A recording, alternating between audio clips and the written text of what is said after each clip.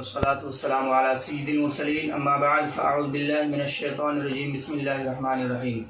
وَلِتُكْمِلُوا الْعِدَّةَ وَلِتُكَبِّرُوا اللَّهَ عَلَى مَا هَدَاكُمْ۔ اللہ رب العزت نے قرآن مجید فرقان حمید کے اندر ارشاد فرمایا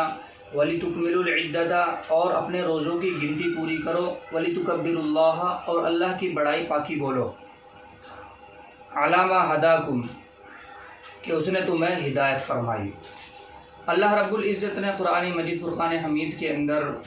یعنی روزوں کا ذکر کرتے ہوئے اس کی پاکی بیان کرنے کا حکم دیا ہے۔ اب پاکی یعنی کہ روزوں کی گنتی پوری کرنے کے بعد انسان عید الفطر یعنی عید کی طرف جاتا ہے، عید کی نماز ادا کرنے کے لیے، وہ بھی اللہ کی پاکی ہے، اس میں بھی اللہ کی تعریف ہے۔ تو آج ہم انشاءاللہ نماز عید کا طریقہ اور نماز عید کا طریقہ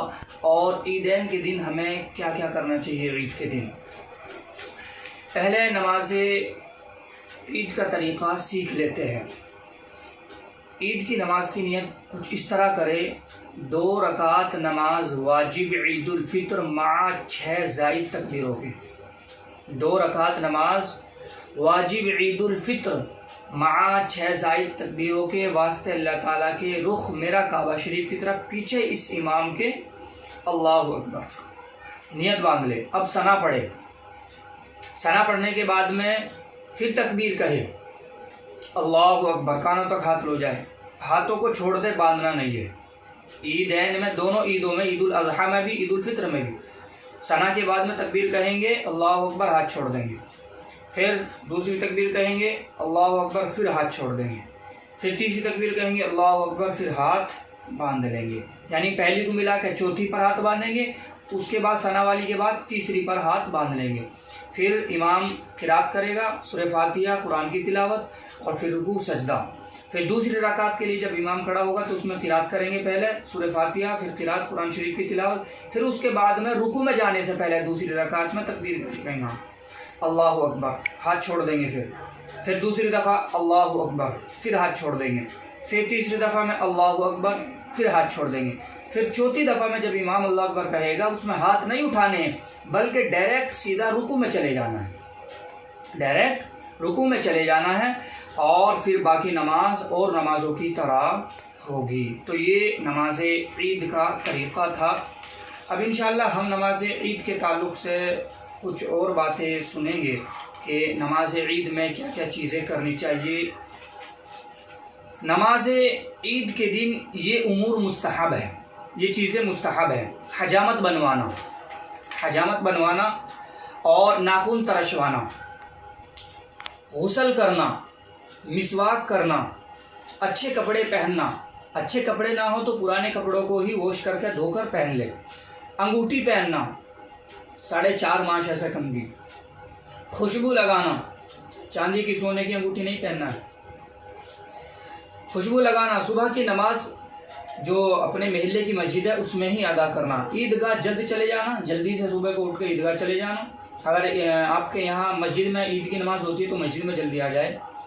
نماز سے پہلے صدقہ فطر ادا کر دیں، نماز سے پہلے اپنا جو صدقہ فطر ہے وہ ادا کر دیں، عیدگاہ کو پیدل جانا، دوسرے راستے سے واپس جانا، جس راستے سے عیدگاہ میں آئے یا مسجد میں آئے اس سے دوسرے راستے کو جانا، یہ مستحب ہے۔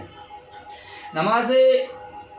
عید کو جانے سے بیشتر چند کھجوریں کھا لے، یہ عید الفطر کا بیان کر رہا ہوں۔ عید الفطر میں نماز عید کو جانے سے پہلے چند کھجوریں، 3، 5 یا 7 کھجوریں کھا لے، اگر کھجور نہ ہو تو کوئی بھی میٹھی چیز کھا لے۔ خوشی ظاہر کرنا، کثرت سے صدقہ دینا، عیدگاہ کو اطمینان اور وقار اور نیچی نگاہ سے کر کے جانا، آپس میں مبارکباد دینا مستحب ہے، راستے میں بلند آواز سے تکبیر نہ کہے۔ عید الفطر میں نماز عید سے قبل نفل نماز مطلقاً مکروہ ہے، یہ بڑا غور سے تھوڑا سنیں، نماز عید سے قبل نفل نماز مطلقاً مکروہ ہے، عیدگاہ میں ہو یا گھر میں، عید کی نماز اس پر واجب ہو یا نہیں، یہاں تک کہ عورت اگر چاشت کی نماز گھر میں ادا کرے تو وہ عید الفطر کی یا عید الاضحیٰ کی نماز ہونے کا انتظار کرے، تب گھر کے اندر نماز چاشت ادا کرے۔ عید الفطر یا عید الاضحیٰ کی نماز کے بعد عیدگاہ کے اندر نفل پڑھنا مکروہ ہے، وہاں بھی بعد میں بھی نفل پڑھنا، عید کی وہیں مسجد کے اندر یا عیدگاہ کے اندر نفل پڑھنا مکروہ ہے، صرف گھر پہ آ گئے پڑھ سکتا ہے، یہ بھی عوام کو اجازت نہیں بلکہ خاص کو اجازت ہے۔ تو یہ چیزیں تھی جو عید کے دن کرنی چاہیے۔ اور نماز عید کا طریقہ، تو عید کی نماز یعنی یہ واجب ہے،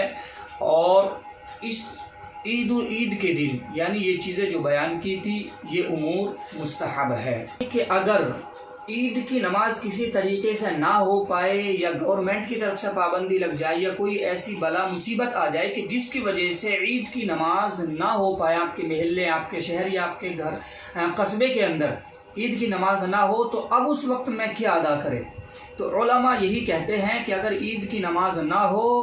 تو اپنے گھروں کے اندر ہی اشراق و چاشت کی نماز ادا کر لیں۔ اگر عید کی نماز نہ ہو تو اپنے گھروں کے اندر ہی چاشت و اشراق کی نماز ادا کر لیں۔